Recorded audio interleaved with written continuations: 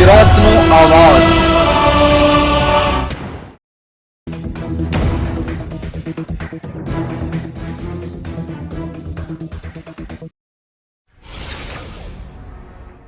ધોરાજી નગરપાલિકાની ઘોર બેદરકારી સામે આવી।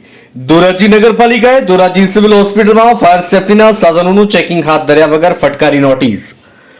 ધોરાજી સિવિલ હોસ્પિટલના અધિક્ષકે ફાયર સેફ્ટી બાબતે આપ્યું નિવેદન। નગરપાલિકાએ કોઈપણ સાધનની ચેકિંગ હાથ ધર્યા વગર નોટિસ ફટકારી હોવાનો આક્ષેપ।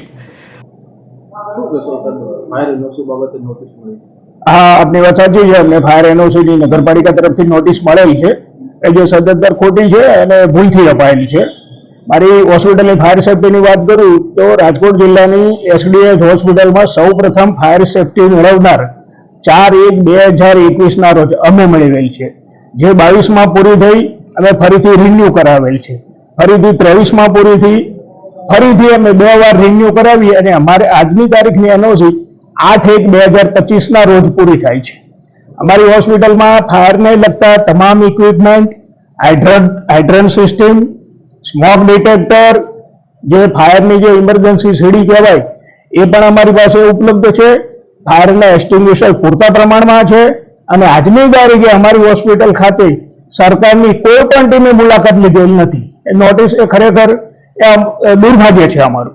સર, કોણે નોટિસ પાઠવેલી છે? નોટિસ અમને નગરપાલિકાના ચીફ ઓફિસર તરફથી મળેલ છે, એમની સાથે મેં વાત કરેલ છે।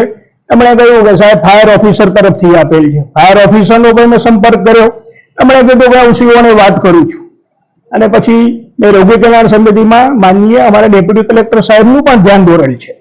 ધોરાજી સિવિલ હોસ્પિટલમાં ફાયર સેફ્ટીના તમામ સાધનો ઉપલબ્ધ। ધોરાજી સિવિલ હોસ્પિટલમાં ફાયરના તમામ સાધનો અને ઇમરજન્સી એક્ઝિટની સીડી પણ ઉપલબ્ધ।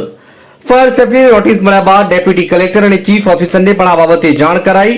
હોસ્પિટલ અધિક્ષક ધોરાજીના ડેપ્યુટી કલેક્ટર અને ચીફ ઓફિસરે આ બાબતે જવાબદારીમાંથી હાથ ઊંચા કર્યાનો સિવિલ હોસ્પિટલના અધિક્ષકનો આક્ષેપ। ધોરાજીથી અલ્પેશ ત્રિવેદીનો રિપોર્ટ।